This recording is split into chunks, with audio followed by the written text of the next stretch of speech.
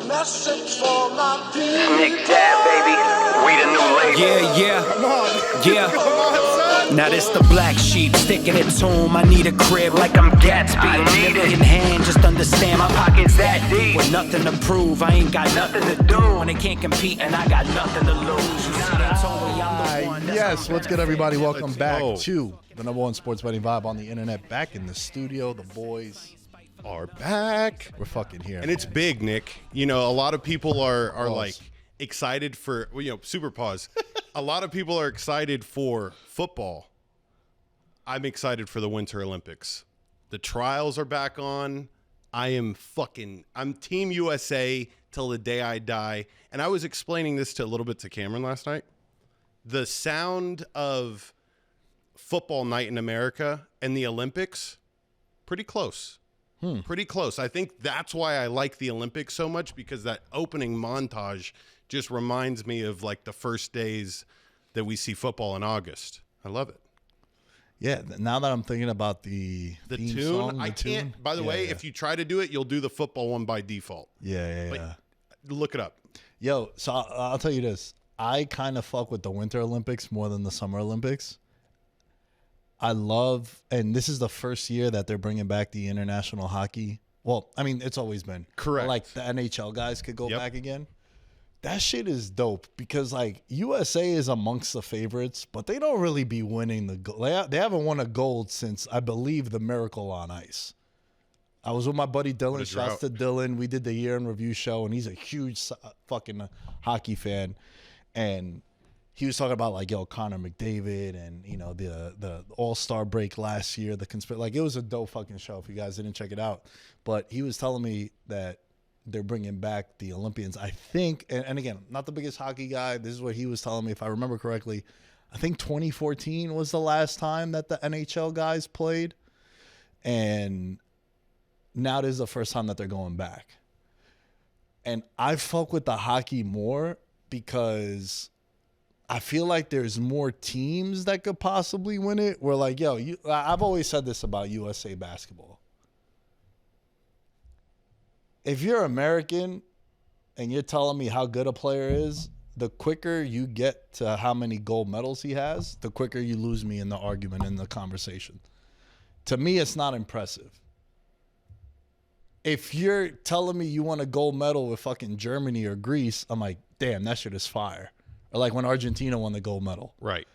If Spain won a gold medal. Like, that's dope. Serbia. And I know the last Olympics, Serbia and you know, France and USA, and then Serbia, like, those were banger fucking games. But, like, bro, the U.S. team is always like minus 1,000 to win the gold medal. So to me, it's not a shock. But in hockey, it's pretty dope. Yeah. I fuck with it. So Oh, we got to have it happen again. No, Yeah. You said your favorite event. I'm a big fan of the speed skating. Like when they have to do a 2-lap sprint and they're all like packed together tight and they slide into each other. It's pretty dope. I'm a fan of it. I'm more of it's like NASCAR. You're more of a fan of the crash than you are the actual event. So you're just hoping for a crash every time. And then for like like you're saying, some random fucking, you know, Kenyan. Imagine if a Kenyan won speed skating. Definitely first. yeah. That'd be they're looking for their first gold in ice speed skating for sure. Yeah. You know what was dope, bro? Growing up, one of my friends, Joe, who I used to do Veterans Minimum with in the beginning, his brother Thomas was like the last guy. He got cut right before he was doing skeleton, which is the shit where you go fucking head first.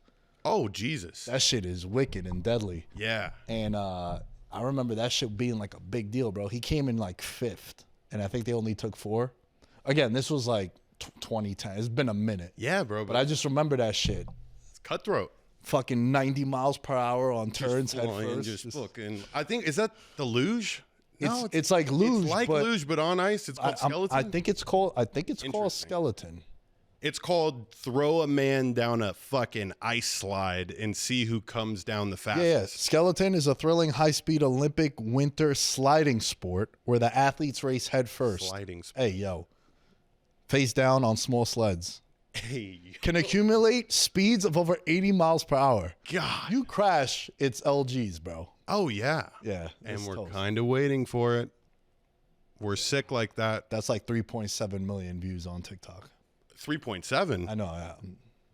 on multiple accounts. 3.7. Yeah, it's crazy. Hey, let us know what your favorite Winter Olympic sporting event is. George, we got a lot of football to get into, but, you know, this actually ties into my question. Over the weekend and even this week, first of all, I've been waking up at 7 a.m. thanks to this fucking asshole over here.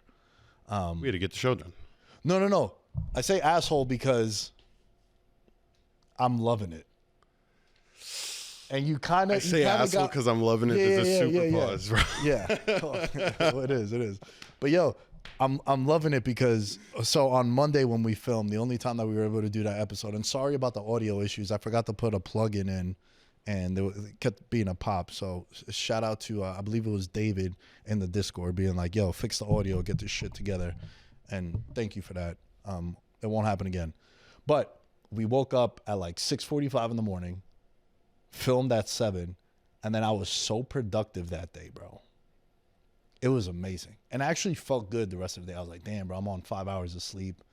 Because, you know, we filmed the night before for It Is What It Is. And, you know, I don't go to bed until super duper late because I got to have the show ready for the morning. And I was dreading it. But then this whole week, I've been waking up at 7:30. And it's been fucking amazing. Yeah, bro. So I've been watching a bunch of movies to, like, kill time, right? I just watched The Social Network.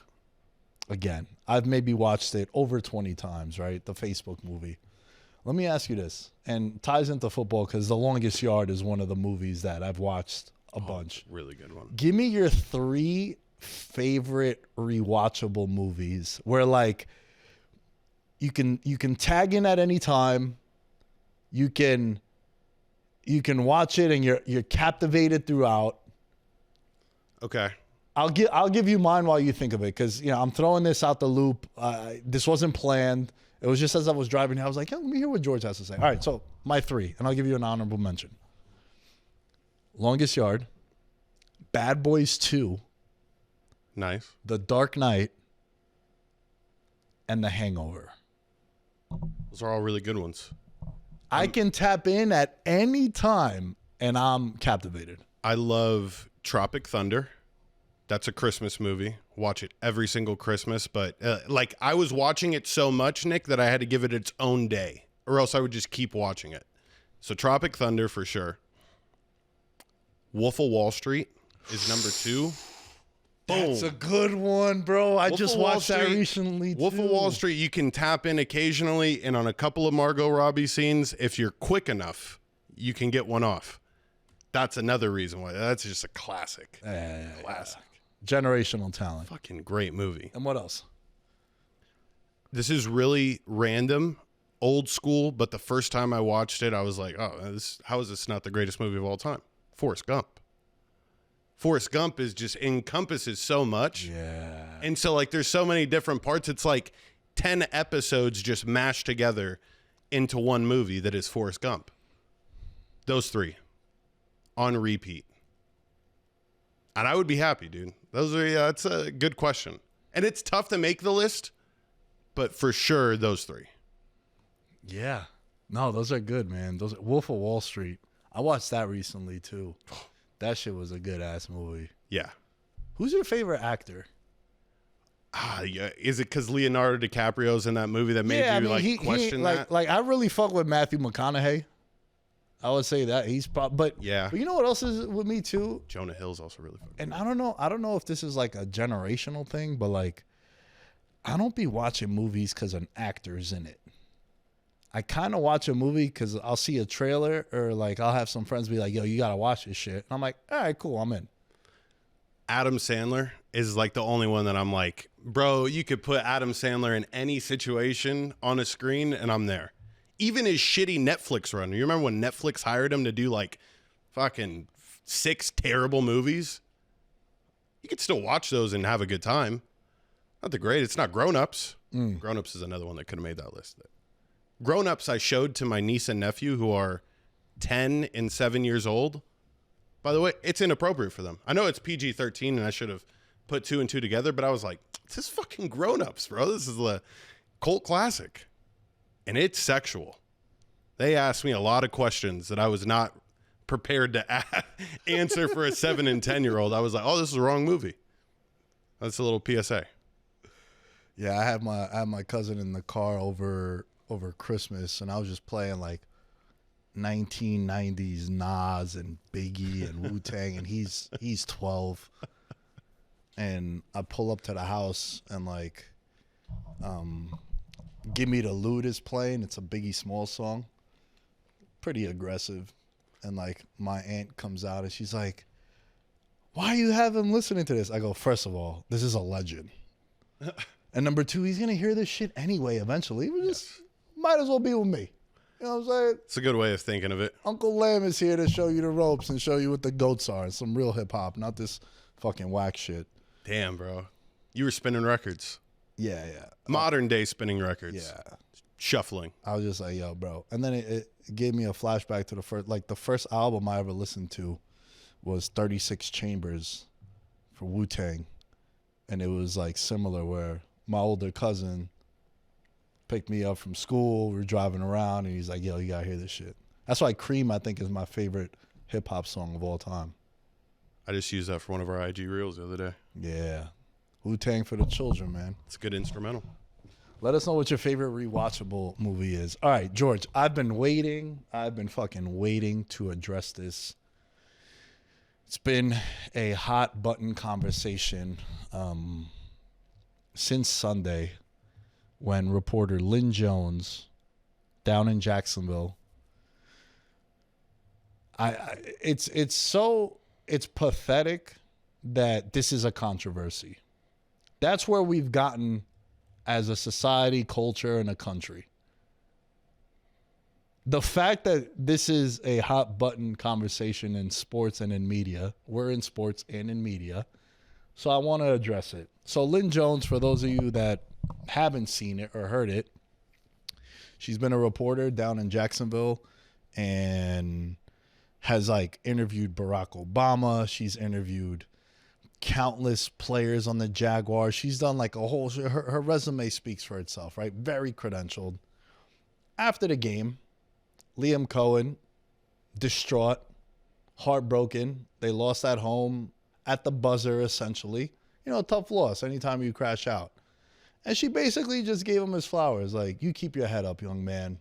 You know, what you guys did. And this isn't verbatim, but she's basically praising him for, you know, she's been there for so long. She's seen 2 and fucking 15. Yeah, she's seen Doug Peterson. Yeah, she's seen Doug Peterson. She saw Urban Meyer fucking fingering co-eds at the local bar, bro. Like, come on. She's been around. She's seen shit, the right? Yeah, she's seen the fuckery, the Blake Bortles era. Oh my god. She's been there for a minute. So they just have a magical season. And they win the division, you know, like they have an identity, they have a culture, and she praises the guy. And then it became all the fucking nerds, all these losers, even people in media being like, that's not what you use your credentials for. That's unprofessional. You're talking like a fan. I have a lot to say. What is your thoughts before I pick up? First, didn't think it would get this big. I immediately reposted it when I saw it on Sunday, thinking that this was the coolest thing I've ever seen. Bro, same. I was like, this shit was ill. Awesome. Yeah. Because you could see it on Liam Cohen's face. It's almost like me being a little empathetic, right? Liam Cohen's up there, wants to cry in front of these people. You can see him like fighting back the tears. It's tough not to. You put in so much into this game, and you know, Josh Allen. Josh Allen shows up to town and ruins it for you. And I think Lynn Jones felt the same way too, where it's like she just felt bad for a coach at that moment in time, and she probably her whole career has wanted to do this, or maybe she has been doing this because what people don't understand is like the camera's cut. These people walk into a hallway and they still see each other. Like the reporter can still see the coach and they can interact outside of the room if they choose. Whatever. I didn't think it was going to be this big of a deal. I do like that credentials can be used for this. And I would like to see more reporters, instead of praising, I would like to see them speak their mind and possibly lose their credential. Tell a coach that he sucks. Have a coach explain the injury report and why certain things were hidden, and then that performance didn't play out the way you thought it would because of the shit you were speaking. There's so many times a journalist can expose things, and I am here for it. I don't give a fuck what they say. By the way, we never watch these. Who's watching a post-game press conference? If you look on YouTube, look at the views. What is there, 10,000 Jaguars fans? This video got millions and millions and millions of views. You're talking about the most watched post-game press conference of this year. So I think she's doing something right. I think all the other journalists are jealous that they didn't do it first. What are your thoughts? I have a bunch of screenshots of people in media. Oh, God. That have been, that chimed in. Jamel Hill, that can't be a reporter, because if so, I would not have used the term awesome. Jeff Perlman, not the role of the media. Lovely, yes. Against media role, yes. Let the fans cheer. Shady McCoy, somebody come get they mama. LOL, this ain't Little League where all we get are participation trophies. And then Mike Harrington, whoever the fuck that is. Awesome. Are you serious? That's not a reporter. That person shouldn't even have a credential. Schefter once was a real reporter. If he thinks this is cool, he's totally lost his way. All right. My thoughts. How miserable are you? Just as like people. Like it's, and I get it, right? Like I call it the outrage police. They're around every day. Something happens in media, life, culture, whatever it might be, outrage. I remember Timothy Chalamet won an award and he said, I'm pursuing greatness. I want to be remembered as one of the greats. I'm inspired by Michael Jordan. I'm inspired by Michael Phelps. I'm inspired by Viola Davis. I want to be one of the greats. He got slandered for that. Why? Because you want to do something great and you get aspirations from people. That's a bad thing. Giving someone their flowers, that's a bad thing. I'll tell you a quick story. I actually faced backlash on an incident when I was doing a show. Now, granted, I don't have hundreds of thousands of followers, and this was kind of tucked in, but, times have passed, and I can share it with you. I was doing a show with Will Blackman called Upsets and Underdogs for WinBet. We had GSP, George St. Pierre, on the show. The video is up on my Instagram to this day. One of the coolest moments. He's the reason why I became a UFC fan. We're interviewing him. Him and Will actually did ACL surgery together. Not surgery, but the rehab together. So they actually had a friendship and a rapport. So they came on, and the whole show's premise, we were previewing a UFC card, and he was on, and like I was asking questions from a betting perspective. Will was asking questions like the fight game and all that. And then at the end, Will was like, yo, Nick, you got anything you want to ask GSP? I know that's your guy. And I was just like, hey, man, I know this ain't proper protocol, but you the reason that I watched the UFC, and it's become my favorite sport. I trained jiu-jitsu also. I remember the first time I ever saw you, you came out in the gi versus Dan Hardy. I had no experience about the UFC. I just knew Ken Shamrock because I was a WWF fan at the time. I was like, yo, I appreciate you, man. You're my favorite fighter, and you're the reason why I love this sport. He's like, oh, thank you very much, bro. It's really nice to hear. He's like, that means a lot to me. Thank you. And then the show ended. I got reports from Blue Wire at the time and WinBet that it was unprofessional. I shouldn't do that. We had a real moment, bro. It was from the heart. I did my job, and then I gave him his roses. And this is the problem with traditional media. Everybody is married to their old ways. This is why traditional media is dying, and this is why more people are enthralled by podcasts, podcasters, influencers. And I hate using that term. That's why certain shows do better than other shows, because there is a sense of realness. It's not watered down. You get real emotional answers from people, and you have real moments. When you sit down and you do a podcast with someone and you have them on for an hour, it's hard for you to fake the funk for an hour. Eventually, you're going to open up. It's going to be different. When you go on network television, you have a 10:30 out before commercial, meaning 10 minutes and 30 seconds in between commercials. There's a timer up there. They're in your ears. That's why there's 7 people panels for fucking NBA halftime shows. And everyone's like, yeah, Jokic got to shoot better. George, what do you think? Michael Porter needs to hit more threes. It's like, bro, you have 30 seconds to give a take because the other guy got to go, right? So traditional media is suffering from this because they're stuck in their old ways. To me, this was just an organic moment. If this was her first time being a reporter,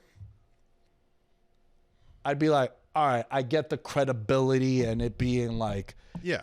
I would understand it there. But this lady's been there for so long. She's been there for so long. She's a credible reporter. The Jaguars know of her. And she just had a cool moment. And they're like, yo, she didn't even ask nothing about the game. Well, I'm going to be honest, like, bro, there's so many times where the questions, it doesn't even matter. yeah. You lost. Like, what do you want to learn about the loss? There's 12 other people that are about to ask him a question that's similar to the other guy who just asked the other question, and all the questions are the same. It's the first time we didn't have anything that wasn't just cookie cutter, and yeah, I love it. Kind of also dope story behind the scenes of what happened with you and GSP. That was... yeah, people are funny, man. We're all human beings. I can't be a human with you. And that's I'll tell you this much too. Guarantee you Liam Coen will remember her more than anyone else that asked him a question that day. for sure. By far. And I can't wait until the next time she gets to ask a question to him. It's just crazy. Like, bro, and again, man, maybe I'm the problem because I let a lot of shit slide and I don't really care about too many things. Like, you know, the world is crazy. And I feel like the people that are the most miserable are people like the Jamel Hills and the Matt Harringtons and all these people that like see an issue and they're constantly upset about it. Like, you're always upset, bro. If you're always upset about something, then when you're genuinely upset about something, I'm not going to believe you. Yeah. It's like, bro, you're upset about everything. Everything bothers you? If I was to come to you for as long as you know me, right? And I was to be like, yo, George, I'm really upset about this thing.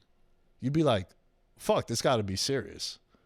But if I come to you every time we talk, bro, I don't even hang out with people like that. Yeah. That's It's exhausting. Again, bro. Like, there's another thing you're upset about. To me, it's just all the people that I know that are the most miserable are the people that are attacking this woman for her comments. And it's just wild to me. It's absolutely ridiculous. I can't believe it's been a story this long. It's crazy. And I think we just need to do better, bro. Not everything is that deep. Not everything is that deep. If me and you were going to cover the Super Bowl in a couple weeks and we get on the mic and, you know, fucking Matthew Stafford is there and the first question I ever ask as credential media is like, hey, man, I love you for winning MVP, bro. I'd be like, okay, maybe that could be, who the fuck is this kid? Why is he doing it? If it's our 20th Super Bowl covering and I have a name and people know of me, you can have a heartfelt moment that was organic. And it was a beautiful moment. yeah. I don't get it, man. And I'll never get it. No. I mean, it's just sticking out, being creative in a world that's so similar. I'm excited.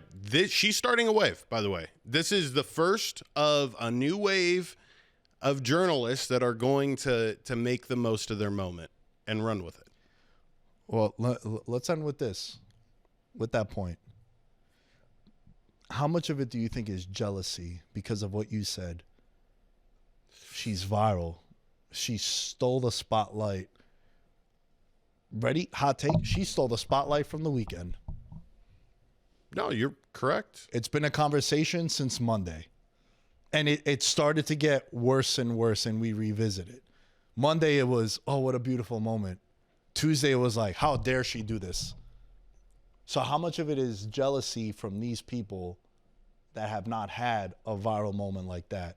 And she's becoming this viral sensation for being authentic to herself. Damn. You know, like, if you want me to go like conspiracy theory, this is how good NFL media is. NFL media knows right now, obviously, playoff time, we're the hottest thing on the market by far. We have something to talk about that isn't the games, and I think that they feed like into algorithms that push this out 10x. And yeah, they make, I mean, obviously billions and billions of dollars. So the ability to boost a post for everybody in the world to see it, to them, is 2 minutes of one of the football games that you watched. That's what it costs. Yeah. They could do that shit all day. And so maybe it was a little bit of that. Bro, like I said, everyone that I've asked about this, no one has seen an issue with it. The handful of people that have are the most miserable people I know in my life. Do you think the NFL pays them? The NFL pays you. Just be miserable. Just be the troll. No, I think some people are just, bro, I just think some people. They're searching for the virality as well. I think some people just hate on everything, no matter what. And you can help an old woman cross the street with her groceries. They'd be like, oh, he's trying to get in her will. Or he's trying to do some shit. Like, it can't just be, it's like with all these fucking losers that be helping homeless people out, but they're doing it like this. Like, hey, man, do you want something to eat? Like, bro, dude, my dad at the coffee truck for 30 years, we've been helping homeless people out. We tell them, we'll give you a coffee, right? If you come at 6, 7 o'clock, we'll give you a coffee, no problem. But if you want food, come after 10 because we throw all this shit out anyway. We're not going to make you eggs, but like the donuts and the bagels and the rolls and all that shit, the muffins, bro, take them all. Yeah. We to this day, her name is Caitlin. She runs, I don't know if that's the proper term, but like she's a part of a homeless shelter, right? She's like a supervisor there. She comes and gets like 2-3 bags every Friday to this day of all this shit we're going to throw out. And then she just brings it over there. Every day, like clockwork. She's there at 10:15 to this day. She's known me since high school. Damn. And it's like, we've never shot one video about it. But there's just some people that are just like, no matter what is, we have a term with my friend group. It's like, never good enough. George just hit a parlay for 20K. Well, it wasn't 50. It's never good enough. It's true. Like, no matter what you do, it's never good enough. And once you understand that, and you have like my mindset, not that it's perfect, but you just live more comfortable, bro. It's just like, it's at ease. Yeah.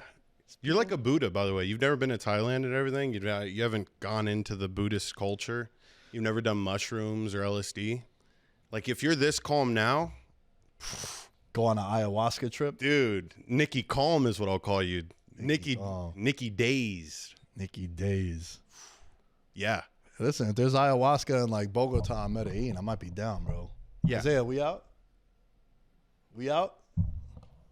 Nah. No, he doesn't want to. He got a proper job now, so he nervous. I thought you were about to say a girl. I was like, oh, Isaiah. Look at him fucking staying faithful. Hey, let us know what you guys think about the comments from Lynn Jones to Liam Coen. And last thing, if this really, really does upset you, just don't think about it. That's another thing that helps me out. When I get upset at sometimes, bro, I'm just like, just won't think about it. Oh, yeah. Crank one out like a man and move on, bro. Get on Xbox. It's like canceling plans. Like not thinking about something you don't want to think about is like canceling plans. You're like, amazing. Yeah. It's gone. Yeah, it's gone. gone. Think about don't got to do that shit no more. All right.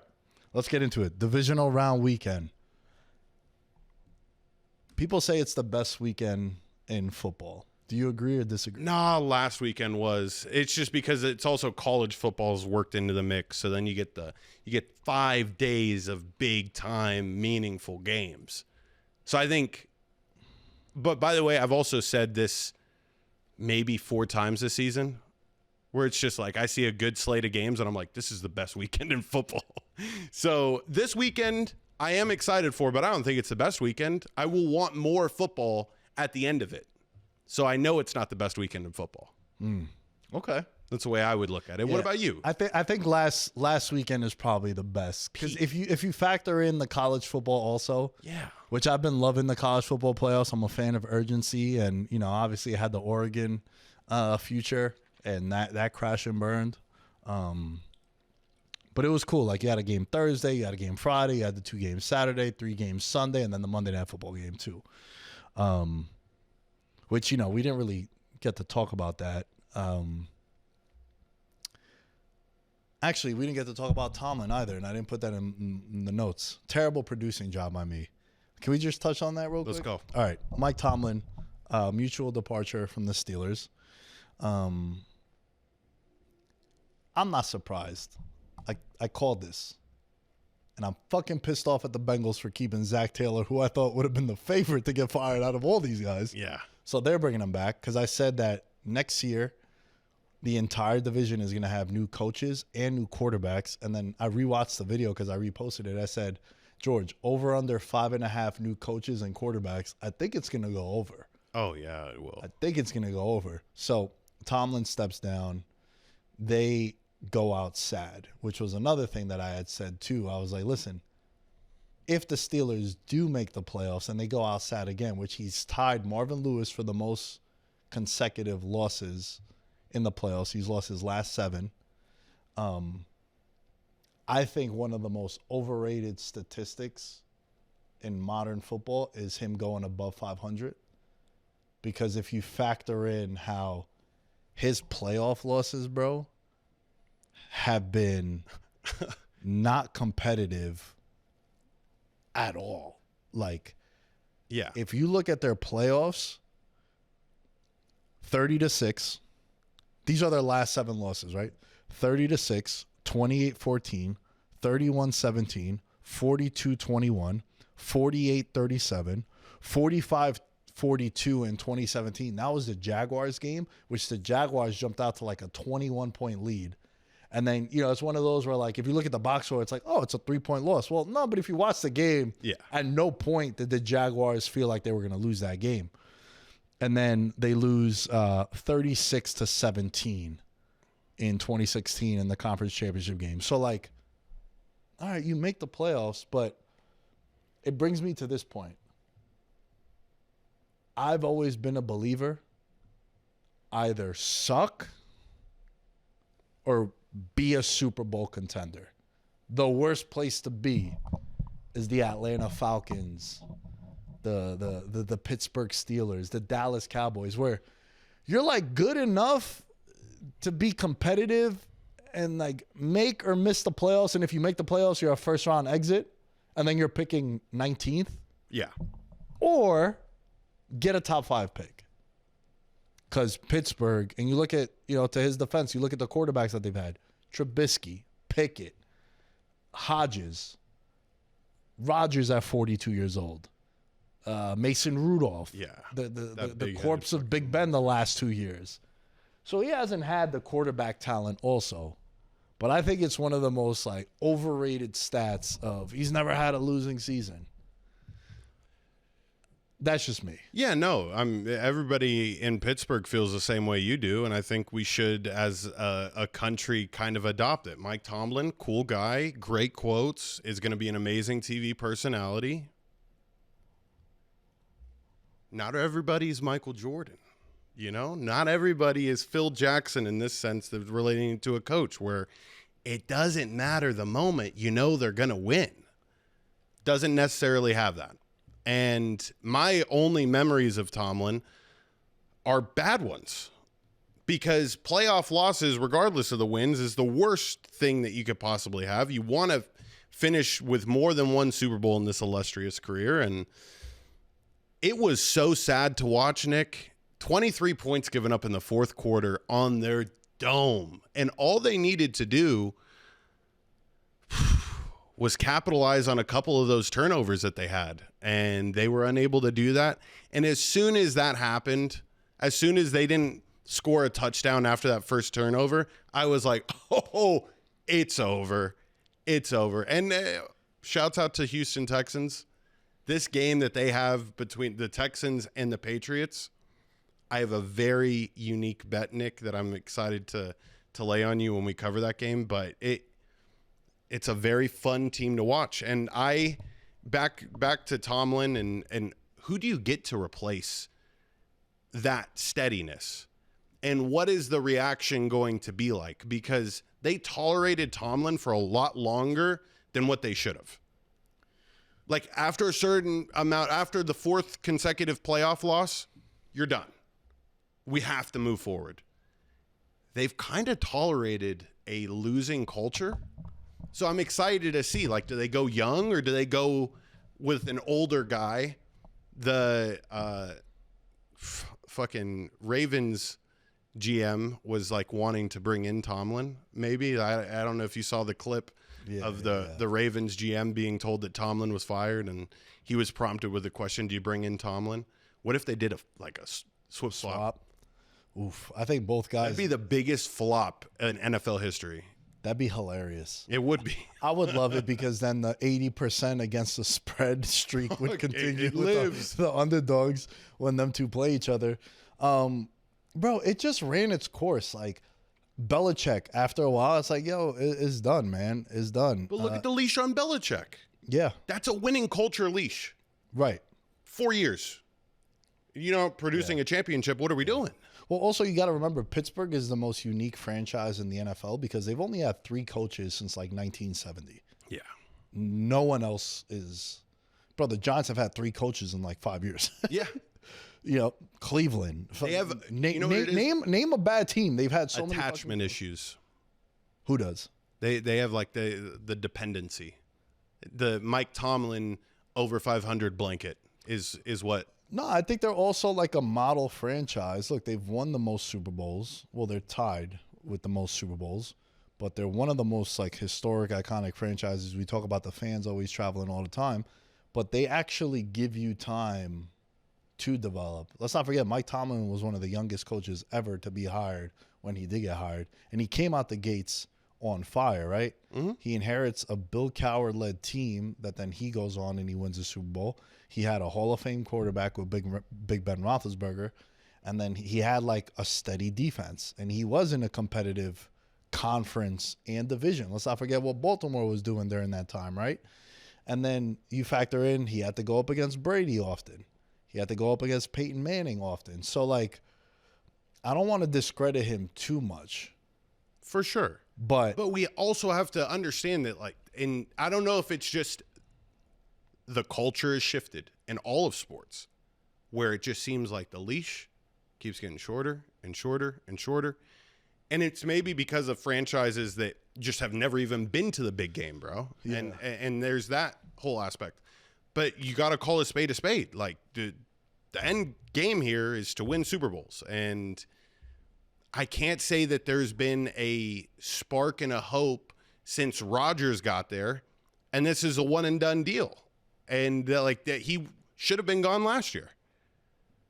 If Rodgers doesn't show up, is he gone? Or does he, by the way, he wasn't fired. Stepped down. Classy move. I mean, Tom Coughlin did the same thing. He stepped down. It's better, like, we respect you so much, we don't want to have the graphics say fired. Yeah. It's like, hey, man, but we're gonna if you don't. Like, just say that you're going to step down. If I was him, bro, I don't think I would want to coach right away. Think about it. There's like 7 new jobs every year. And I would rather just wait it out, unless someone is like, yo, here's $12 million. Okay. That changes the conversation. But like, does he want to go and rebuild somewhere? He's still young. He's 53. For the Giants, I prefer him over Harbaugh just because of the age. But now the league is all like young, offensive-minded guys, right? Yeah. Like, that's where we're seeing. You look at the playoffs right now. I know he's not young, but like Sean Payton, Ben Johnson, Kyle Shanahan, McVay, offensive-minded guys. Right. So, like, to me, I'm looking at it like that's what I would want for my team. Like, yo, go and I think he got so many punchlines and quotes. He'd be dope on TV. So go sit out a year. You're still going to be a hot commodity. Like him and Harbaugh have so many interviews that they've done already. I think Tomlin, there was a report that Tomlin has already interviewed, or not interviewed, he's been asked to go and interview with someone already. It's like these guys were going to, if they wanted to, they could have a job by Friday. Facts. But I just think he'd be good on TV. Yeah. You know? And like Matt Ryan just left CBS because he became the president of the Falcons. So like there's openings. You know what I mean? So Matt Ryan, president of the Falcons? yeah, he just took a job with Matt Ryan. That's so interesting. Yeah, he became the Falcons, the president of football. Good for him. Yeah. I would love for the Raiders to play the Falcons in the Super Bowl and for Brady as part GM to play Matt Ryan. And I want the Raiders to be down 28-3 and come back and win. Actually, 31-3. Just to make it even more. Just make it even worse. Yeah. Oh, man, that's a good one. That's a good one. Hey, you wanted to say something about the Texans and Patriots game. Let's start with that because I'm curious to see what it is that you wanted to say and the play that you wanted to say. The Texans, right? Let me give you some betting notes on this. Yep. And this also ties into the 49ers, the Buffalo Bills, and as well as Houston. They kind of got fucked on the schedule, bro. Especially the Niners and the Bills, because them two in particular, they played on Sunday and now they're playing Saturday. And I get it because, you know, Texans also play. So it kind of applies to the Texans too. However, at least the Patriots played last week also, where the Niners, the Bills, and the Texans are on short rest in the playoffs. Teams playing on short rest in the divisional round or later are 6-15 straight up, dating back to realignment in 2002. Seattle is on 14 days rest. The Niners are on 6 days rest. According to the NFL, teams to have the biggest of a rest advantage heading into the playoff matchup all won the game outright, 7-0 straight up since 1984. Now, I know I gave you Seahawks and Niners stats, but it ties into like the Texans having a shorter week as well. The bet that I was wanting to tell you and that I am so excited to, you know, just have the ticket. You want to have this ticket. It's a long shot. No team to score a touchdown at 55-1 is the best odds that I've found it at, and I'm almost positive you could find better odds. If there's any game for this to happen, it's with this Texans defense and a Drake May that still, versus the Chargers, I don't think he looked as settled in as you would like him to look if you're a Patriots fan. He's going to get rattled. I think the only thing that worries me about this is the amount of turnovers that are going to be happening and the positioning on the field that those turnovers will occur. You know, I need those defenses to bow up from time to time. I love the physicality that I saw this past weekend from both of those teams. Both of those teams did not allow a touchdown. I think we're going to witness NFL history where we're going to go back-to-back games with teams not allowing a touchdown. And this is going to be a very ugly brawl. And I'm excited for it. And they're both the same colors, so we're going to get a dope uni matchup. The other bet that I really like in this, and this is actually my trust me. That was my Ursulita, was no touchdown scored. Nothing uglier than no touchdown scored. 55-1. The longest long shot in Ursulita history is being played this week. The second bet is my trust me. And I'm struggling to decide whether or not I want to do the double result being Houston to win both halves or for a tie to happen and then Houston to win outright. I'm going to put both in, but the double result with Houston winning the first half and then winning the full game is plus 250 right now. If you like the Texans, take this. I've been betting the Patriots first half money line all year long. This is the spot to capitalize. If you like the Texans, they will win the first half.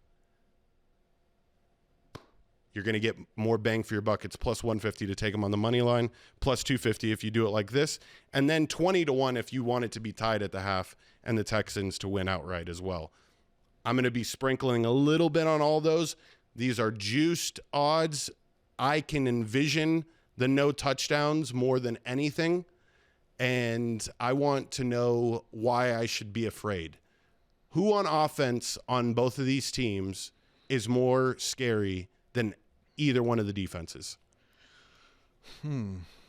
Well, considering that Nico Collins hasn't practiced this week, he got a concussion. Christian Gonzalez got a concussion, but he was actually limited in practice. And I think them two in particular is a very, very interesting matchup because the way, even though Christian Kirk out of nowhere had a monster game, really did whatever he wanted against Pittsburgh, that's going to be something really, really important to monitor if he is not available with a head injury. So both of them got concussed. One already returned, right? And again, Houston is on a short week, so that doesn't help them as well. To me, I think that's a really interesting bet. Two defensive head coaches for sure. I think the front for the Texans is going to cause mayhem. Let's not forget that this Patriots offensive line gave up 5 sacks to Myles Garrett. And they got Danielle Hunter and they got Will Anderson that could cause mayhem. And then in the secondary, they got Petrie, they got Bullock, they got Lassiter, they got Stingley. They got guys that could cover.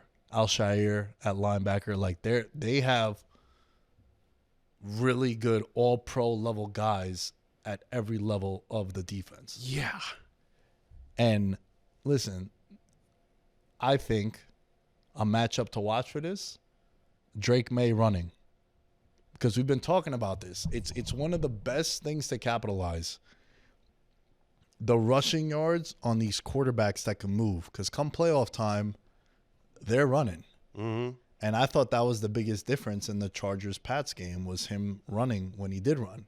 Because I didn't think the Chargers, and I went back and I watched that game, right, the condensed version. I didn't think the Chargers played too bad. They couldn't block. Offensively, they got let down by the offense. Defense fucking balled out. Yep. Where they got their shit torn open was when Drake May was running. So that's something to watch, especially against a defense like that, and the front is going to force them out of the pocket. I think that's important. You got to give a shout-out to the Texans, though. People might have forgotten. They started off 0-3. You don't see teams making the playoffs after starting 0-3. For me, this game kind of ties into what you were saying. My actual Becky for this week, for this one, is the total. 41.5. I like the under. Yeah. This game has 14-10, 17-14 written all over it for me. Yeah. So my Becky is the under 41.5 in the Patriots and Texans game. And I think one cool thing you could do, and shout out to Bill Krakenberger, he's talked about this. The only time you should parlay is if it correlates, right? Correlated parlays. So if you think the Texans win, a Texans in the under plus 220, that's a nice bet. Now, this is Texans with the points, sorry. So they're 3-point underdogs, right? So Texans plus 3 with the under 41.5, you get plus 220. That's something I will play here. But for me, the Becky is the under 41.5. And boy, do I need a bounce back. 0 for 5 last week. God. Yeah. Yeah, no, I told Nick, I was like, I sent him, obviously, the number to, suicide hotline. We don't joke about it. I just kind of joked about it. I sent it to him. He's doing okay. He's here. We're here. We're locked in. We're back. We're back. No 0 for 5. By the way, I've done it twice this year where I've gone over. So I was like, hey, welcome to the fucking club, buddy. All right? This is not a fun spot to be in. But you've hit the floor. Now it's time to see how high we can go, Nick. I like that you're going with the under in this game a lot. Can the Houston Texans, for the first time ever, get past the divisional round? Do you think they can beat the Patriots? I think Nico Collins is such a big game changer for them. I've been hyping up Nico Collins for like 2 years now. I think he's so massive for that offense that if he doesn't play, I really think that swings my decision. So you probably won't know this until about, an hour and a half before kickoffs when they give out the actives and inactives. And I think that's really, really important because it's trending like Christian Gonzalez is going to play, which, by the way, next year, 1,000% going to bet him to win Defensive Player of the Year. He is an unbelievable corner. This year, he missed like 4 games because he was hurt. Then he came back. The downside with that, which I'm sure we'll touch on in a couple months from now when we give out our picks and shit, is like he don't really get a lot of interceptions because they don't throw at him. So we're going to need like the advanced analytic nerds to be like, yeah, dude, but he gives up like a 27 QBR to you know, shit like that is what's going to help him. Because, you know, there was a case like halfway through the year that like Brian Burns should win Defensive Player of the Year because like all his, and he ended up getting like 16 and a half sacks, but all his like advanced, you know, taking on two blockers more than shit like that. So that's what we would need. But on a serious note, I think Nico Collins really swings my decision if he's in or not. If he's in, I think the Texans can win. If he's out, I think the Patriots win. Fair enough. This game is going to be ugly. I'm glad we started with it because it's not a fun game to talk about. Like on defense, I mean, just be ready for assault. Yeah. Just all out. People who love violence are going to love this one. So we're not really going in order of the games, but I want to stay with the AFC because this has been my take now for a couple of weeks. Actually, a couple of months. I don't like this Broncos team at all. I think offensively, they're mid until the last 8 minutes of a fourth quarter. Then Bo Nix, you know, him and Caleb Williams have the most comebacks this year in the fourth quarter. I think their defense, I've seen them kind of get lit up by some teams that shouldn't light them up. Mariota, backup, right? Jackson Dart with JV guys. Bar fight with the Chiefs on Christmas when the Chiefs had nothing to play for. You're playing for the 1 seed.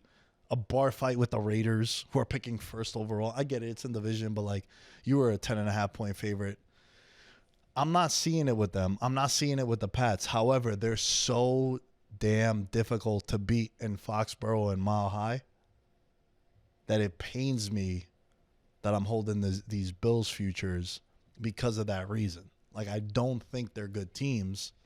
And I never made the bet that I said I was going to make at 14-1, which would be Seattle and the Broncos, both 1 seeds to go to Super Bowl. Now it's plus 600 because, you know, they only need 2 wins each to make it. But I say all that because that's how I feel about the AFC landscape.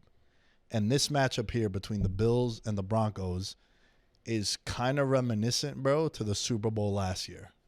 Better team. Versus the better quarterback. That's the exact notes that I wrote down too. I like, are we going to take the better?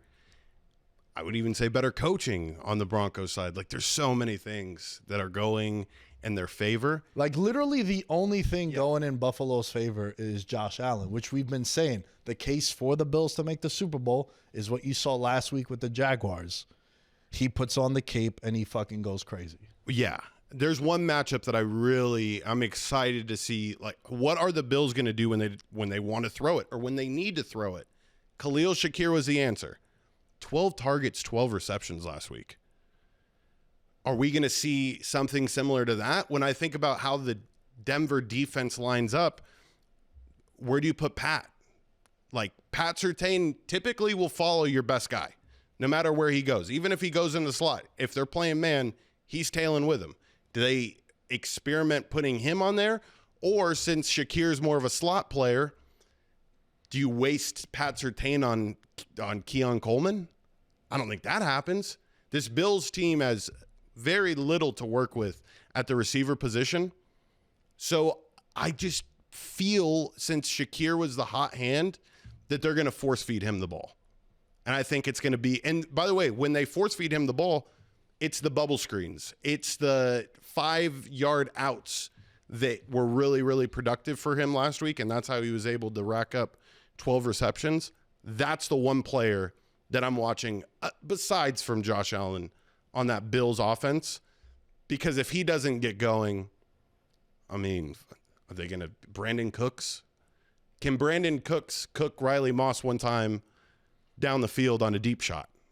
I mean, that's what this game's going to come down to, aside from Josh Allen willing his team to that spot. I'm The one thing, too, that I'll bring up here from the coach's perspective, Vance Joseph has been interviewing for head coaching jobs. Where's his head at? Sean Payton jumped out a reporter just now. As we're talking about this whole Lynn Jones thing, I'm like looking on Twitter. What's trending? It's Sean Payton being an asshole to a reporter. Is his head all the way I saw that. It was about Dre Greenlaw, right? Like running downhill. And he was like, what do you know about running downhill? And the reporter was like, yeah, you're right. Like, I'm not a linebacker. Yeah. I thought it was a good question. But, that's one of the reasons why, like, this is going to sound very egotistical to me, but, like, it's one of the reasons why I like that I train. Like, remember when Peter Schrager and Ryan Clark got into it? Yeah. And that was, like, pure bullying because, like, Ryan Clark is not intimidated by him. Like, if I was on, like, a talk show like that, I'd be like, we can handle this if you really want to, if you really feel a type of way. Oh, for sure. Hit him with a single leg, high crotch, slam. Sean Payton's such an offensive pussy. He's like a cat. He's literally like a cat. He grooms himself. He's just fucking Mr. Perfect. He likes everything organized a certain way. He's a pussy, though. Offensive puss. Like, that's what he is. But I love it, by the way. Yeah. This is a tough game for me to bet against him. I'm betting against the coach that made me very happy when I was 12 years old when the Saints won the Super Bowl. Like, I'm betting against it. I feel like the league is starting to turn on him a little bit too. Sean Payton is never in the public light for lightheartedness. He's always in the public light for being either like super sentimental as far as like a player's growth or an asshole. I don't know. I feel like maybe his window in Denver, if things don't go well over the next couple of years too, is probably going to be short. So this line, yeah, right, opened at Bills -1.5. It's now Denver -1.5. And there's a very, very interesting trend that doesn't favor the now favorite in this exact scenario. So in the last 20 years, teams in the divisional round or later to open as a dog and close as a favorite, they're 1-4 straight up. Doesn't bode well for the Denver Broncos. Right. Now, a couple of other things. What does go well for the Denver Broncos? Home teams in the divisional round going up against teams playing on a short rest, 64% against the spread. In this scenario, if you're betting this Bills-Broncos game, just take the money line on whatever it is that you're looking to play. Because, for example, say you want to bet Denver and you want to take Denver -1 at -115, just take a money line -128 in this hypothetical. It's like, pay the $13 in this. You know what I mean? Like, because you don't want them to win 21-20 and you took the -1.5 and you feel like an asshole. Right. Right? Like, I would just play, when the line is that close, me personally, I like to just play the money line in that scenario. Look, everyone knows, I promised myself last year, George, I wasn't going to make this mistake, and I'm not going to make it. This is my trust me. Denver -1.5. It pains me, Buffalo. You know I love the 716. The boy was out there on Elmwood Avenue. All right? I love Buffalo. Shout out to the Bengals up there, Buffalo State.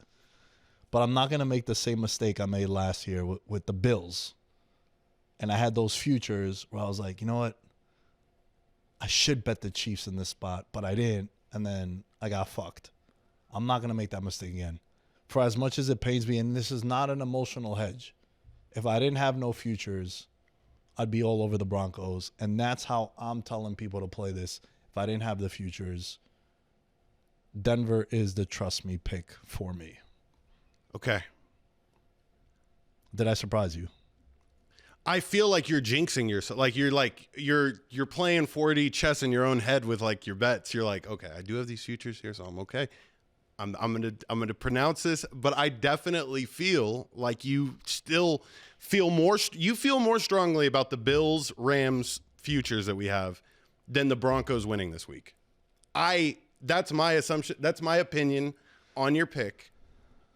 And I see what you're doing, and I think it's very big brained. It's NFL. You're thinking 4 plays ahead right now, my friend. So can I tell you what I've always done in the past divisional round, and it's made me a lot of money? Go ahead. If you just blindly take the better quarterback in every matchup, you win. And that's the dilemma that I'm running into.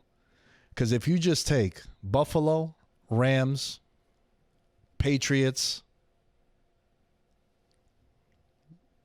Brock, Yeah. right? Yeah, Especially with how he's playing right now, for sure. you get 20-1 on a parlay if you just blindly take the better quarterbacks in these matchups. 20-1. This is what I've done in the past, and I've made a lot of money by gut check time. Yeah. I don't know if I'm gonna do it this week though. No, it's an extremely interesting matchup. You had brought up the whole quarterbacks being more mobile in the playoff situation and atmosphere and the game setups and the way everything is going to be scripted. And I think that this is the game to parlay both of them. This is my in this economy pick. I'm going Bo Nix, 25 or more rushing yards. Josh Allen, 40 or more rushing yards, plus 310 if you parlay those together. This is going to be an ugly game. I don't think that this is a Patriots-Texans level of ugly. But what I'm excited to see, and I do think that the Bills are capable of it, I think the Bills can score in their first drive. And I think if the Bills score in their first drive, it puts such a fucking pressure on these Broncos that they're not going to be able to rise to the occasion. And They need to get punched in the mouth. yeah. You can't let the Broncos build confidence throughout the game. They have one of the coolest chants in all of the league. And I don't know if you've ever been to a Bronco game, but it progressively gets more annoying every time they yell incomplete in fucking unison. The crowd is crazy. So you can't let them get momentum. You cannot throw incompletions or else it just wears on you. Yeah. Well, look, to just show some love to Buffalo, if you're thinking about taking Buffalo, they beat good teams. Yep. They're 6-1 this year when they play teams above 500. Most profitable mark against the spread in the NFL this season. And it's not just this year. Last year, too, 12-3 against the spread. And if you go back to the last 3 seasons, they're 19-6. So you do have that. You have the better quarterback. You have the better quarterback in this matchup as well. And, styles make fights. Bills beat the Jaguars. Jaguars dominated Denver. So, do we factor that in at all? I don't know. We're going to see. However, this is, to me, if the Bills win this game, they go to the Super Bowl. I think it's like that. And listen, bro, I said it in the video last week. Winner of Jaguars-Bills is going to the Super Bowl. I'm just so nervous about this game, bro. Yeah. So nervous about it. Yeah, I mean, it comes down to what Dude, are we're they talking gonna about. do? So I want to put some context on this. If Rams-Bills is the Super Bowl, it's one step closer to me buying a house. This isn't $400 or $500. This is 5 digits. And then there's some parlays tied to World Cups where it's Uh-oh. So this is so for me to make this borderline hedge that I'm considering on taking the Broncos on the money line, there's a reason for it. Definitely. So no, I trust me. The way that you started your analysis proper Yeah. in this situation. No, I'm trying to give, because I try to give assessments when we do this. If I didn't have maybe people didn't bet Buffalo to win the AFC in the beginning of the year. And they're looking at it I want to make some money this week. How should I bet it? It's the same thing I do when I talk about fights and I know fighters. I'm if I didn't know them, this is how I would bet it. Sometimes it lines up. You know what I mean? And you know what else is crazy? It's a possibility that if Houston and Buffalo both win, that Houston hosts the AFC Championship game. After never winning on the road, to then imagine them hosting. Yeah. So there's a lot on the line. But for me, trust me, Denver -1.5. Love it. Okay. Which game you want to go to next? Let's save the Rams for last. Let's go Seahawks Niners. Ooh, the Seahawks and the Niners, The brother. first time ever that in NFL history that two teams will face each other the first week of the regular season, the last week of the regular season, and in the playoffs. 49ers won the opening matchup 17-13. Seattle won the last week in the NFL season 13-3 to win the number 1 seed. Wow. Crazy. Yeah, that is crazy, bro. And then Seattle, the last time we saw them, played this Niners team. Mm-hmm. You know? So, all right, what do you think? What do you got? How does Christian McCaffrey, given the fact that the 49ers lose George Kittle, they were relying on Kyle Juszczyk. Kyle Juszczyk's receiving lines was going to be one of my plays for this week, but ever since they utilized him last week, they kind of have already factored that into the line that they're presenting us. I don't think Juszczyk's getting 3 receptions, but him to get 2 receptions was like minus 140, and it's like, I can't play that. But that's a fun little addition there. I'm going to go back to the main man I started with, Christian McCaffrey. I don't want to choose between rushing and receiving. I want to combine them. Him to get over 120 rushing and receiving yards is plus 120. Plus money on Christian McCaffrey to just be balanced. I am a big, big fan of this. In games like this, Christian McCaffrey always has 3 plays, and they're never like the basic plays that you're thinking of that they always run with the outside zones.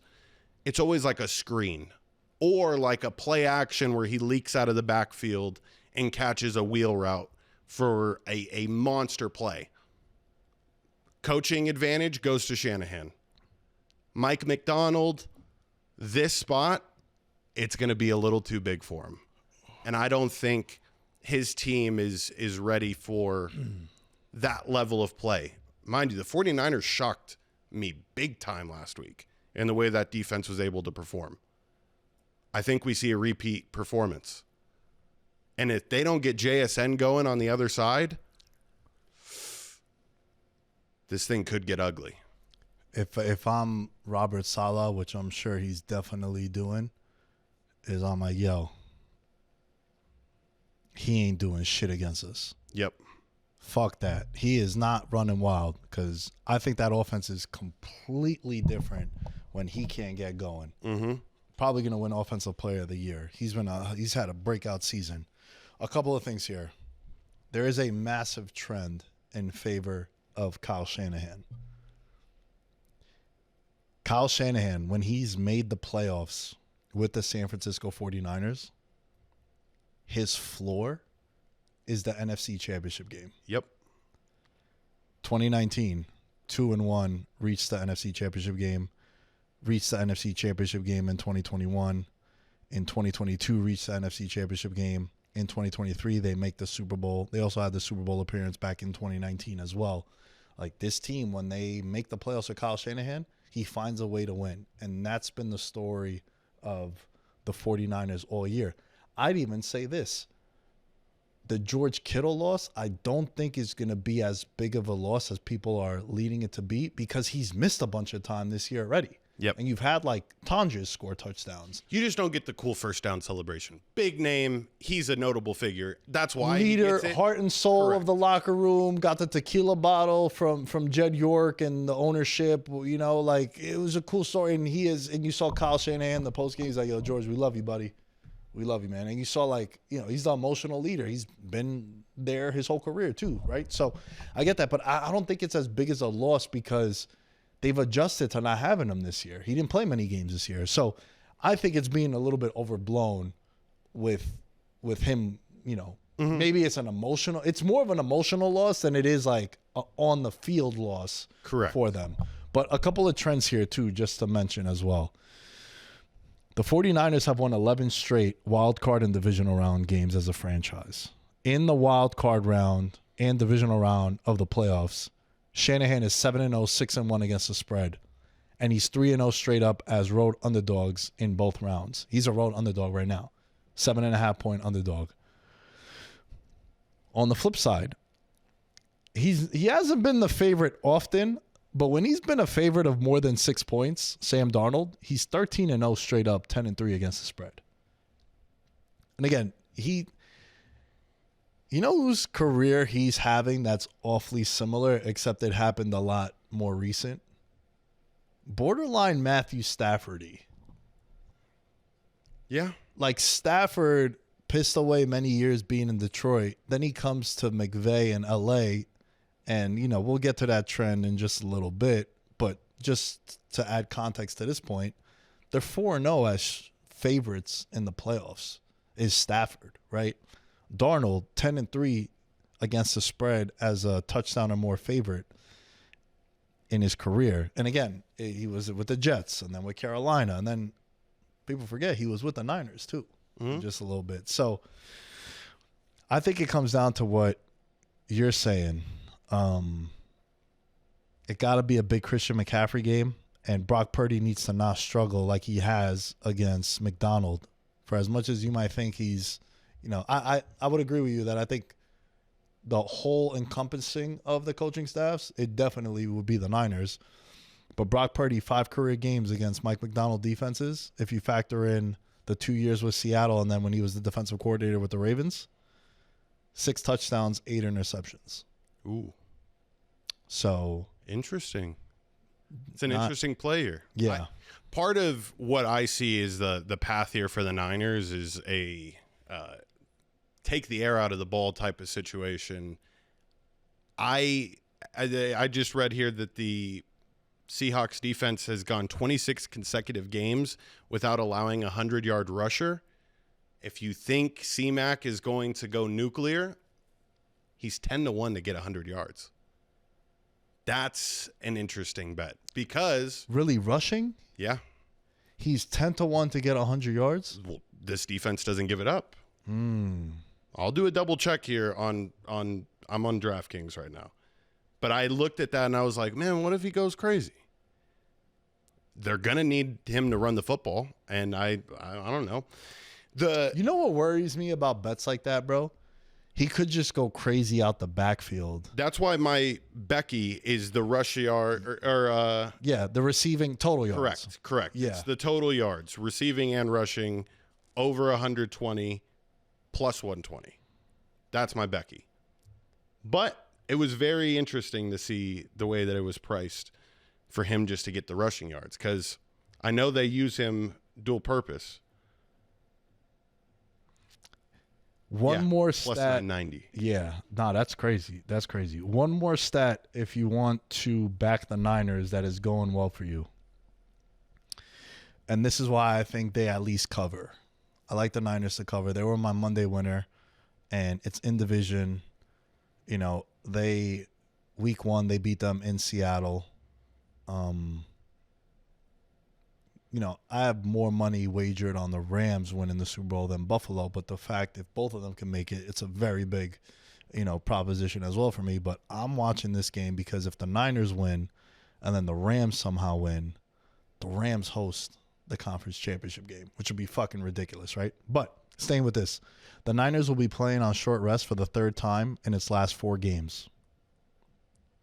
Follow me?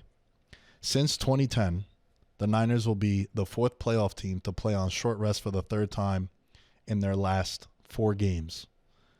All the other 3 teams went on to win outright. Wow. Rams beating the Panthers, which we saw this, you know, last week. Texans beating the Chargers, and Bills beating the Colts. So this is and you know what else is crazy too, bro? They lost a turnover battle last week, did the Niners, and they still won. I'm going with the Niners to win outright. Okay, I know this is I agree with you on this front. That's my in this economy. 49ers money line plus 275. Love it. What uniform combination do the Seahawks wear? What uniform combination would you be most afraid of? I would be most afraid of like the navy blue Beast Quake. Like if they went, maybe those are a little lighter blue, but if they wear some goofy ass fucking uniforms, the Seahawks are losing by 30 points. I know this is just, it's completely random. That shit matters to me. You can't come out looking goofy in the biggest playoff game that you've had in the last 15 years. I feel like they might. So just be on the lookout. I don't know if it's already released. Just thought this is a little funny. Okay. Yeah. Let me see. Did I have anything else for this game? Oh, the referee for this game is going to be John Hussey. John Hussey, the 49ers are 2-0 straight up this season with Hussey as the head official. And since 2020, the Seahawks have lost 5 straight games outright with Hussey as the head official. There we go. I masked my stupid uniform bullshit with a legitimate, this referee has fucked over the Seahawks 5 straight games since 2020. Yeah. It's a fun one to pay attention to. You ready for the final one? I'm ready for the final one. Let's yes. go. Main event. We got the Bears and the Rams. The Bears are 3.5-point underdogs at home. 66% of the tickets are coming in on the Chicago Bears. You can even get +4 in some places. This is going to be the last game of the weekend, and for me personally, the most important game of the weekend. These teams played each other last year, and Chicago won 24-18. Failed to mention by us, very unprofessional, the Bills actually beat the Broncos last year in the playoffs too, but that game was in Buffalo, and it was Bo Nix first time. Game, yeah. You know, First playoff game. this past week, if you took the inexperienced quarterback against the experienced quarterback, the inexperienced quarterback 3-0 against the spread, Bryce Young covered, Caleb Williams covered, and Drake May covered. The unders went 4-2. So, you know, and that was a 75% cover rate if you just blindly took the unders in wild card weekend. So that trend continues. For me, this game scares the shit out of me. Same, bro. And I'll tell you why, bro. I'll tell you why it scares the shit out of me. Because the LA Rams can't hold a lead if their life depended on it. And the Chicago Bears are never fucking out of it until it's over. So for me, no matter until, what's the expression? The fat lady sings and the clocks hit 0, I'm going to be nervous as shit. Both teams came back. One came back in more dramatic fashion if you're the Chicago Bears, the way they came back. But, you know, Matthew Stafford and the Rams also had a game-winning drive at the end. The biggest concern for me here is the weather. It's going to be about 15 degrees, 10 miles per hour winds in Chicago. Stafford in his career has started 5 games in under 30-degree weather. He is 2-3 against the spread and straight up. His coldest game came in December of last year against the Jets. The LA Rams only scored 19 points. This is projected. That was colder than the fucking than the Philly game? Yeah. The Philly game apparently wasn't cold. It just snowed. Got it. That was because I thought so too. I was like, bro, they played in that blizzard and they look good. How cold is the Jets game? Yeah. That's So nuts. this is projected to be the coldest game of Matthew Stafford's career. Since 2003, 13 teams that play in a dome play a road game in the playoffs outdoors and 30 degrees and under. It has not bode well for those teams. 2-11 straight up, 5-8 against the spread. Yeah, my Saints were one of those casualties back in the 2007 Soldier Field. Just In Chicago, yeah. just got our fucking obliterated. Yeah. Yeah, we did not look good. But I think about that this game reminds me so much of the Eagles game last year in so many different ways. Not necessarily as far as being afraid of the defense. I was like what Matt Stafford did last year to that Eagles defense in Philly. I think he's going to be able to replicate that performance this week. I don't think that, we can always be pinning these ATS and, type of losses on the quarterback. But the thing that I am most excited for in this game, bro, 48.5 is the total. If it was normal weather, what is it set at? And I don't think the weather will necessarily bother either one of these teams in terms of, I think the big plays will be able to work. And I think both offensive minds are able to draw up plays in which they can score easily that aren't throwing it like the Eagles did last week in those windy conditions and not being able to complete a pass downfield. So like I think this is going to be an offensive barrage. Do you feel the same way? Or does the weather, they say, 15 miles an hour steady the wind's going to be? Do you think it's going to play into the under hitting here? Yeah, I would definitely lean to the under. You know what's my Ursulita for this game? And I feel like this is the path for Chicago to win. Plus 750 for their defense and special teams to score a touchdown. Stafford's been giving it away. Yeah. And if it does affect him with the weather and his, he did have that one play that he smashed his hand off the helmet last week against the Panthers. I think that's the part that's the most concerning for me. But I kind of think if the Bears win, look, this is the team that led the NFL in turnovers. And we have a quarterback for, as well as he has played in the last 4 games, he's given the ball away. So I'm looking at Ursulita, Bears plus 750 to score a defensive or special teams touchdown. Now, the one thing that I do like as a Rams backer is 2 things. One of them is actually stat driven. The other is I like fading teams that had a miracle win the week before. I remember the Minnesota Miracle. They played in Philly. And they were 2-point favorites on the road. I'm like, anytime miracle is attached to an outcome, I think I'm going to take the other side. So you got that. And then this one is really telling.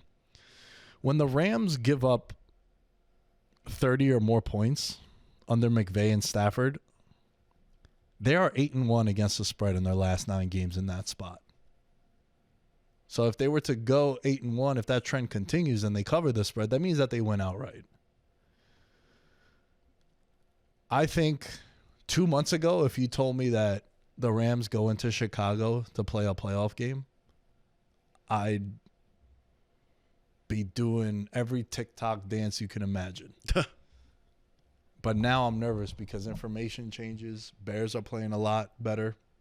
They're confident. They have that aura to them. Mm-hmm. I think the Bears cover. I got to take the 3.5. Okay. Am I crazy for making it my toxic one? Because I don't want the outcome to happen.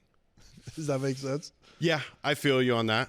I didn't mention my toxic one was Seattle -7, by the way. Okay. Was my toxic one for the last cool. game. But I'm glad you brought that one up. But man, I'm gonna just I have to look at it like this. The luck outweighs the talent. And I feel that way about the Bears, and I feel that way about the Broncos.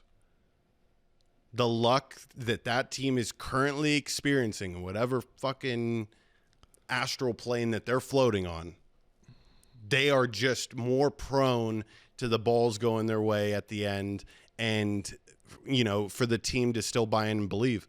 What I thoroughly believe is that McVay is going to outclass Ben Johnson, and we are going to, at the end of this game, be talking about McVay really is the next, add him to the Mount Rushmore of coaches that are elite and premier. He's already there, but he hasn't broached that, Mount Rushmore conversation. A win in Chicago with Stafford having the season that he's having puts him into that orbit. And I think that this is going to be a high-scoring game. I'm not a fan of the way that the Rams defense has been playing as of recent. The Chicago Bears don't start fast. I think that this game is call me crazy, bro, but I really do think that the over in this game hit or could be hit by the third quarter. Could be points, yeah. I think you can move the ball on both teams. Yeah. Yeah, And both teams struggle in pass defense, and I think that their passing game for both teams, like, yo, Colson Loveland, man, holy shit, did that guy fucking run wild last week? yeah. So we're gonna see. These are, I mean, obviously all the games get bigger and bigger, but man, the conversations are gonna be crazy next week because with the Bills and the Rams, it's like, and it's crazy to call Josh Allen an OG, but in comparison to all these quarterbacks here, it's like, yeah, he's an OG. You know, Sam Darnold, this is his second playoff appearance. Brock Purdy is an OG too. You know, can't discredit him. He went to the Super Bowl. But like Caleb, new kid on the block. Drake May, CJ Stroud, Bo Nix. And then you got the OGs and Brock, Stafford, and Josh Allen. Mm-hmm. So I'm excited. I'm nervous as shit. It's crazy that the biggest games for me are the first and the last games of the weekend. Yeah. So that's going to be quite the roller coaster. Let's end the show with this. Let's run through our picks, and then let's do an anytime touchdown. Let's go. All right. Ursulita, Bears defense to score, plus 750. In this economy, Niners money line, plus 275. Trust me, Broncos, minus 1.5. The toxic one, selfishly, is the Bears, plus 3.5. Becky is 41.5. The Pats, Texans, under. And my anytime touchdown parlay, plus 800. James Cook, Christian McCaffrey, Kyron Williams, all to score touchdowns. Wow. I like that. Plus 800. It's nice. If I parlayed all my picks together right here, I would win $1 million. Yeah, like it just with the amount of value, I am just shooting my shot this weekend. It worked last weekend, so I'm going to continue to do it this weekend. My in this economy is a parlay Bo Nix to get 25 rushing yards, Josh Allen to get 40 rushing yards at plus 310. My Becky is Christian McCaffrey to get over 120 rushing and receiving yards. My toxic one is Seattle minus 7, boat race inbound. My trust me is the double result, Houston to win both halves at plus 250. And my Ursulita, the biggest Ursulita you've ever seen, no touchdown scored in the Patriots-Texans game at 55-1. My anytime touchdown parlay gets even bigger than 55-1. It's 118-1. And I was in the mindset of tight ends are going to succeed, given the fact that when you're playing defense in the playoffs, you'd rather commit a pass interference than let a touchdown up. So I'm not trusting no frilly-ass receivers. Give me the big targets in the end zone. Tonjes, Barner, Kincaid, and Loveland, 118-1. That's that. Wow. Dude, you know that Kincaid, so last week I had Kincaid, Christian Watson, and T-Mac, and T-Mac's the only one that didn't score. And you're the whisperer. I know, man. You're I the know. T-Mac whisperer. I know. Shit. Okay.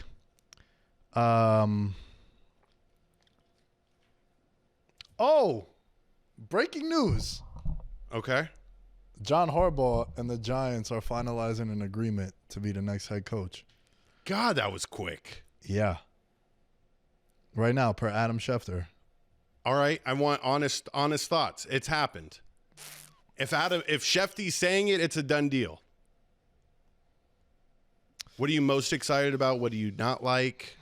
I like that he's an adult.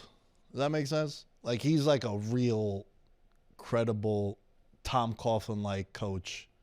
He's easily the best head coach they've had since Tom Coughlin.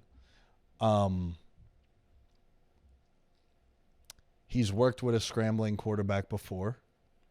True. They're going to have an identity, I think, for the first time since Coughlin. Do you think he's going to have as much of a man crush as Jim Harbaugh has for Justin Herbert? Like, will he like fall in love with Jackson Dart? Yeah, I think so. And by the way, too, it's crazy the way that both of these brothers are just like opposite. I don't think he liked being in the same conference. I think he wanted to meet up with him again in the Super Bowl. And now it's possible. I mean, the Giants are going to be there.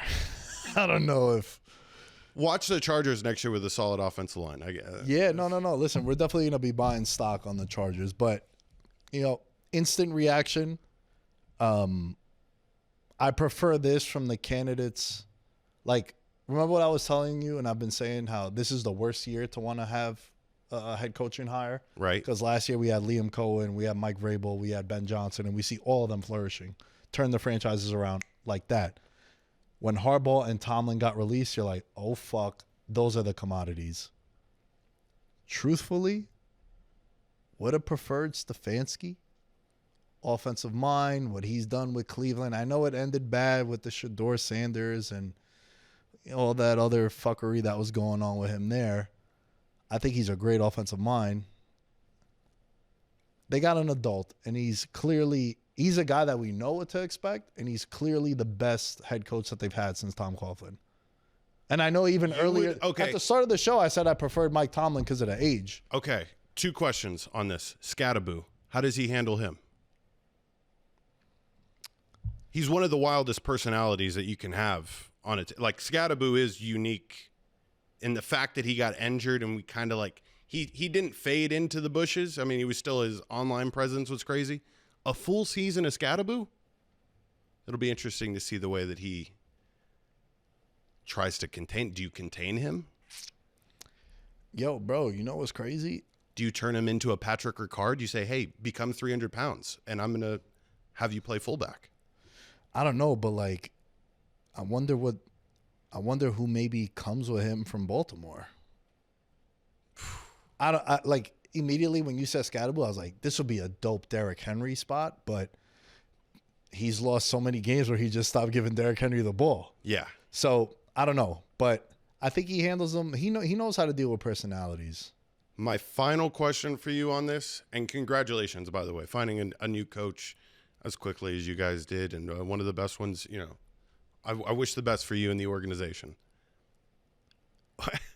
What record would he need to have next year for him to immediately be on the hot seat? To immediately be on the hot seat? I mean, bro, they're going to be good next year, bro. I know. You have high expectations. I'm just saying, if John Harbaugh has this record, he will 100% be on the hot seat. 6-11. God, you're asking for a lot, bro. 6-11 is probably. So on a lot of sports books, you can bet exact records. Yeah. We're laddering the Giants. I'm telling you from now. Like, we're not going to do what we did with the LA Rams. Listen, bro, I know it's crazy because it's my favorite team, but I'm the most logical, I think, with the Giants. All the years you know me, even when they were in 2022 when we first met and they were winning all those one-score games with Daniel Jones and shit, I was like, this is not going to end well. And it didn't. They gave him fucking $160 million. Like, that team wasn't good. Right. This is a really good team, bro. The Giants have a really good team. They lost a bunch of games by 1 score, so you know that's going to flip. Their schedule, I don't think, is going to be as tough because now the Giants are not a slapdick team. Yeah. People are going to see the Giants on the schedule and be like, damn, getting Neighbors back, get Scattaboo back, probably going to take a receiver in the first round. They're going to have some money to spend. I can't fucking wait. I can't wait for this offseason because offseason is going to tell a lot. You know what I mean?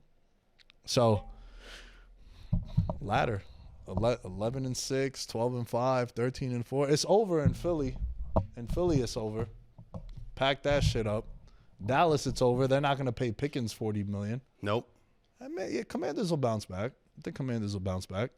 But Dan Quinn will be on the hot seat if they come out the gates 2-8. Facts. It'll be interesting. When it comes to futures. Damn, breaking. By the way, this is fucking midnight. Yeah. Midnight, they're finalizing deals in New York? Last time I heard of a midnight deal, Luka was in L.A. Yeah, well, we got a big name, man. Maybe this was the fake, bro. You sure you didn't see it was like Schlefty? You got Adam Schleftered? I'll click again, bro. I saw the blue check. I got 4 different people hit me up about it. Nah, it's the real Schefter. Who's got it better than the G-Men? Nobody. Oh man, MVP. Hey, he's coached an MVP before. Yeah. Twice. Oh, dude. Anything less than minus 300 for Jackson Dart to win MVP is going to be a value play. All right, we're being ridiculous now. We're not. Just remember this. All right. All things Veterans Minimum are at Veterans Minimum. My team got a head coach. Best available. Listen, man, jump on the bandwagon. Bet with your mind, not with your hearts. Always remember that. Bet numbers, not teams. At Veterans Minimum is where you can find us. The #1 sports betting vibe on the internet. Thank you to 200,000 subscribers on the You're Welcome Network. Everything that we're building over there. At Nick Dais 10 you can find me. George, where can they find you? At Mr. George Carmona is where you could find me. Good luck this weekend. 55-1. Biggest Ursulita. Bye. I'm a gold medalist, bronze like your medal is. So many deer in headlights, but it's bedtime. Hear that supper bell, main course, be the venison. Dab. Most dangerous game. Either kill or be killed.